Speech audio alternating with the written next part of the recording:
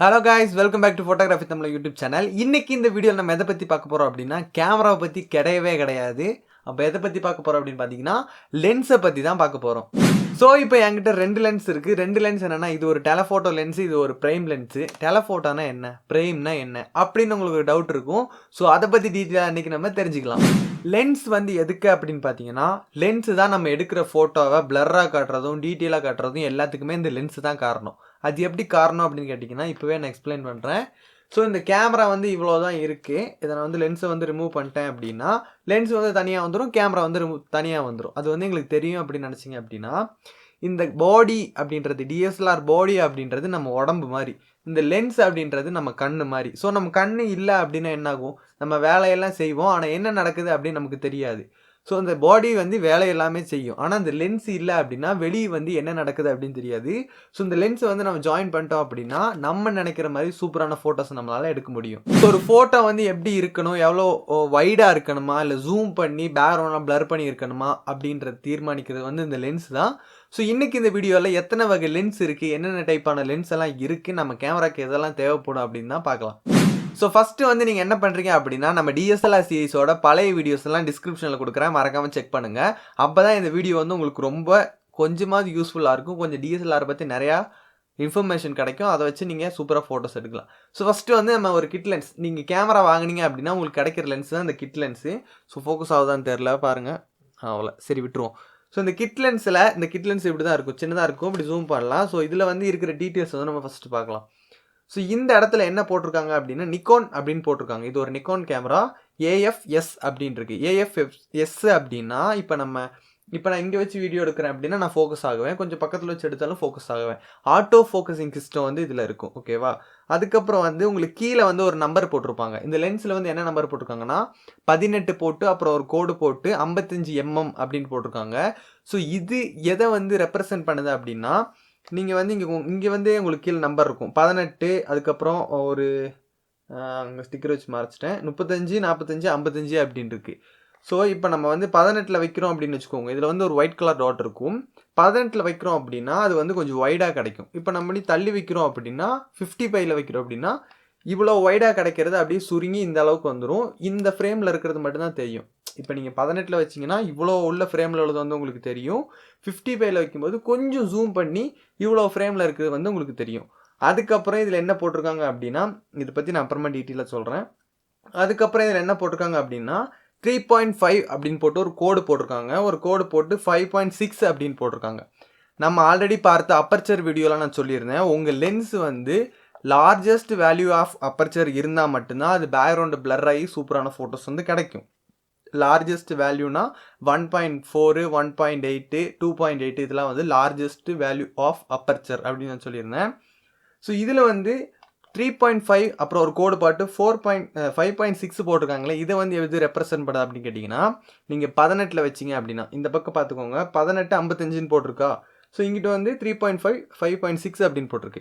So நீங்கள் 18 இந்த லென்ஸை வச்சு உங்கள் ஃபோட்டோ எடுக்கிறீங்க அப்படின்னா உங்கள் ஃபோட்டோவில் நீங்கள் எடுக்கிற ஃபோட்டோவில் அப்பர்ச்சரோட வேல்யூ 3.5 தான் இருக்கும், ஓகேவா.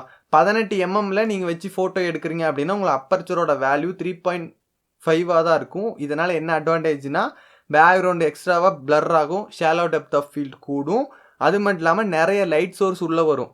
ஏன்னா இந்த அப்பர்ச்சர் ரிங்கு வந்து ஓப்பனாக இருக்கும், எக்ஸ்ட்ரா ஓப்பனாக இருக்குன்னா நிறைய லைட் சோர்ஸ் உள்ளே வரும், ஃபோட்டோ வந்து ரொம்ப பிரைட்டாக இருக்கும்.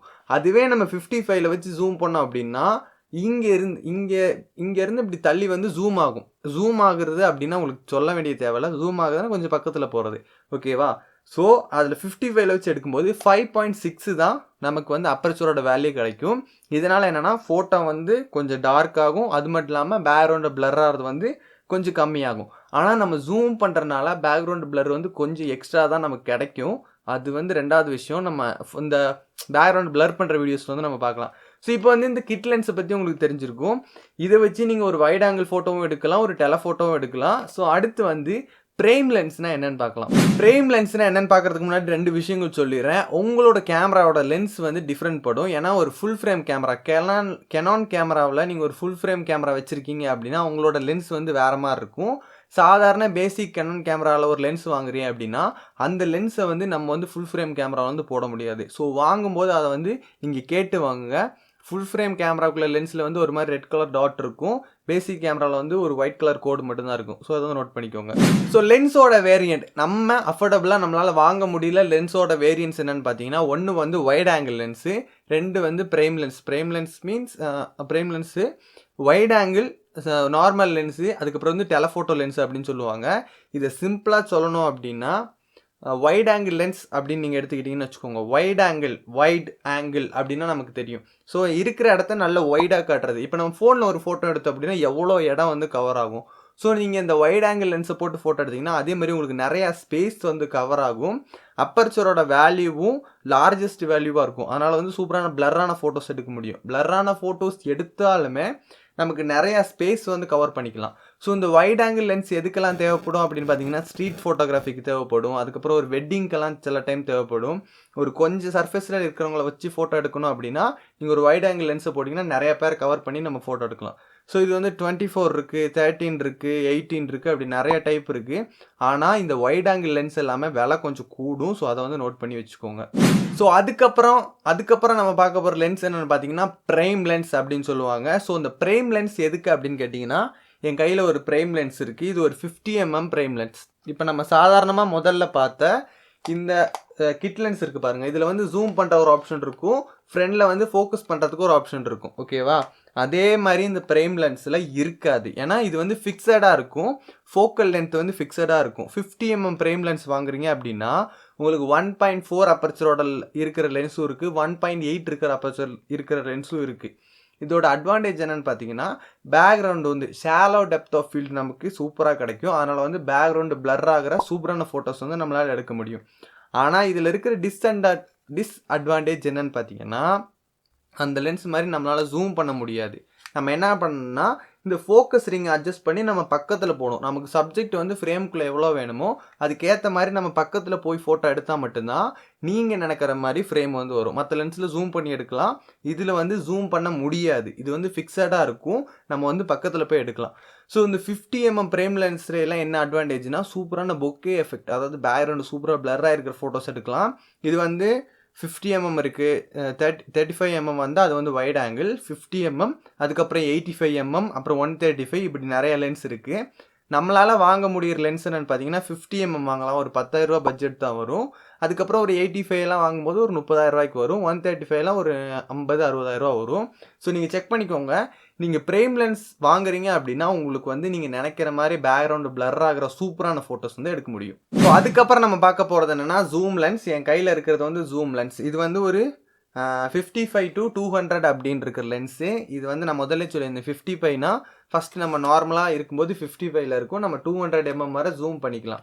இதோட அப்பர்ச்சர் எவ்வளோன்னு பார்த்தீங்கன்னா அதே மாதிரி தான் 4 to 5.6 இருக்குது. ஸோ 4 to 5.6 55mm வச்சு எடுத்தோம் அப்படின்னா 4 அப்பர்ச்சரும், 200ல் வச்சு எடுத்தோம்னா 5.6 அப்பர்ச்சரும் கிடைக்கும்.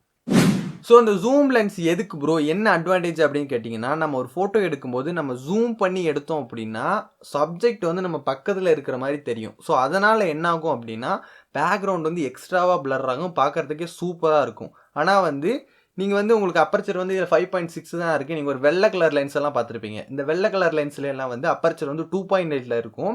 நம்ம எவ்வளோ ஜூம் பண்ணாலும் அப்பர்ச்சர் வந்து 2.8லே தான் இருக்கும். அதனால் என்ன ஆகும் அப்படின்னா நம்ம நினைக்கிறத விட எக்ஸ்ட்ராவாக சூப்பரான பிளரெல்லாம் கிடைக்கும். அதே மாதிரி அப்பர்ச்சர் ரிங்கு பெருசாக இருக்கனால எக்ஸ்ட்ரா லைட்டும் வந்து நம்மளால் வந்து அச்சீவ் பண்ண முடியும். ஸோ இப்போ வந்து லென்ஸை பற்றி உங்களுக்கு ஐடியா கிடச்சிருக்கும், எந்த லென்ஸு எப்படி நிறையா பிளர் ஆகிற ஃபோட்டோஸ் வந்து எடுக்கிறதுக்கு எந்த லென்ஸ் வாங்கணும் அப்படின்னு. ஸோ வந்து நான் என்கிட்ட என்ன லென்ஸ் இருக்குது அப்படின்னு சொல்லிடுறேன். நான் ஒரு 50mm ப்ரைம் லென்ஸ் வச்சுருக்கேன். நீங்கள் பார்த்துட்டு இருக்க இந்த வீடியோ கூட அந்த லென்ஸில் தான் எடுக்கிறேன். அதனால தான் எனக்கு தேவையான அளவு லைட் சோர்ஸ் வந்து இதில் கிடைக்கிது. அது மட்டும் இல்லாமல் நெக்ஸ்ட்டு வந்து நான் ஒரு 70-200mm லென்ஸ் வாங்கணும்னு நினச்சிட்டு இருக்கேன். எதுக்கு வாங்கணும் அப்படின்னு நினச்சேன்னா, ரீசெண்டாக வந்து நான் ஒரு ஊருக்கு போயிருந்தேன். ஸோ அந்த ஊருக்கு போனப்போ எனக்கு நிறைய ஃபோட்டோஸ் எடுக்கணுமா இருந்துச்சு. நிறைய ஃபோட்டோஸ் எடுத்து நம்ம இன்ஸ்டாகிராம்லாம் போடலாம் அப்படின்னு நினச்சப்போ என்கிட்ட இருக்கிறது 50mm தான். அதாவது இப்போ நான் ஒரு கோயிலை பார்த்தேன், நான் ஃபோட்டோ வந்து உங்களுக்கு போட்டு காட்டுறேன். ஸோ இந்த ஃபோட்டோ வந்து அவ்வளோவா டீட்டெயில்ஸ் வந்து தெரியலை. நான் என்ன நினச்சேன்னா, இந்த அளவுக்கு நம்ம க்ரோப் பண்ணி ஒரு ஃபோட்டோ எடுக்கணும் அப்படின்னு நினச்சப்போ என்கிட்ட வேறு ஆப்ஷனே இல்லை. ஏன்னா என்கிட்ட வந்து ஜூம் லென்ஸ் கிடையாது. ஸோ நீங்கள் ஒரு 50mm ஃப்ரேம் லென்ஸ் வாங்குறீங்க அப்படின்னா, நீங்கள் ஒரு வெட்டிங் எல்லாம் பண்ணுறீங்க அப்படின்னா உங்களுக்கு சூப்பரான கொஞ்சம் ஃபோட்டோஸ் எல்லாம் எடுக்க முடியும்.